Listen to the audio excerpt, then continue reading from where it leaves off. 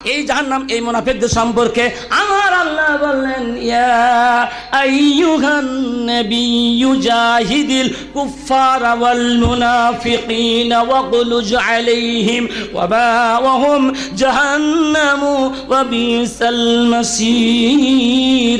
আল্লাহ পাক বলেন নবী গো, আপনি মুনাফিক এবং কাফেরের বিরুদ্ধে যুদ্ধ করুন, আপনি জিহাদ করুন, তাদের প্রতি ওয়াগলুজ আলাইহিম নিষ্ঠুর হন, পাষাণ হন, তাদের ঠিকানা হলো জাহান্নাম।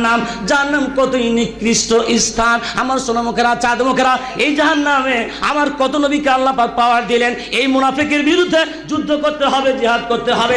এরা মুসলমানের দুশমন, এরা নবীর দুশমন, এরা কোরআনের দুশমন। কথা বলেন ঠিক কিনা? ও আমার সোনামুখেরা, চাঁদমুখেরা, জাহান্নামে এগুলো যারা যাবেন তাদের মধ্যে আমল থাকবে, যারা কাজগুলো করবেন। আমি বলতে চাই মা সময় আমি পাবো না, তিনটি কারণ বলে আপনাদের মূল্য আদায়ে চলে যাব। আমার সোনামুখেরা, চাঁদমুখেরা, মায়েরা, বোনের খেয়াল করুন। আল্লাহ নবী যখন জাহান্নাম থেকে ফিরে আসলেন, বক্তব্য হলো আল্লাহ নবীর পক্ষ থেকে। মহিলারা নবীর কাছে দৌড়িয়ে গেলেন, ইয়া রাসূলুল্লাহ, ইয়া হাবিবাল্লাহ, বক্তব্য শুনলাম গো নবী, কিন্তু বক্তব্য শুনে কলিজা আগুন লেগে গেল গো নবী।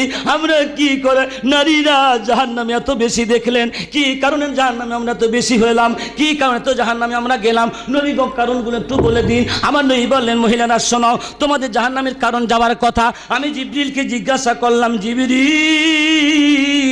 তুমি বলো বলো এরা জাহান্নামে কেন? মহিলাদের উত্তর আমি জানতে চাইলাম। জিবরিল বলে, ইয়া রাসূলুল্লাহ, ইয়া হাবিবাল্লাহ, গো দয়ার নবী, মায়ার নবী, এই মহিলারা জাহান্নামের অধিবাসী হয়েছে তিনটা কারণে। আরো কয়েকটা কারণ ছিল, আমি তিনটা বলবো। এক নম্বর কারণ, যে সমস্ত মহিলারা অল্প সম্পদে যেই নারীর মন ভরে না, সামান্য সম্পদে যে নারীর মন, স্বামী কি তার কলিজা ঠান্ডা করতে পারবে? যদি গরিব মানুষ হয়, রিস্কওয়ালা হয়, ভ্যানওয়ালা হয়, সেনজিওয়ালা হয়, বলেন তো ওই ব্যক্তি ড্রাইভার ওই স্ত্রী কি কলিজা ঠান্ডা করতে পারবে? একটা দামি শাড়ি দিতে পারবে?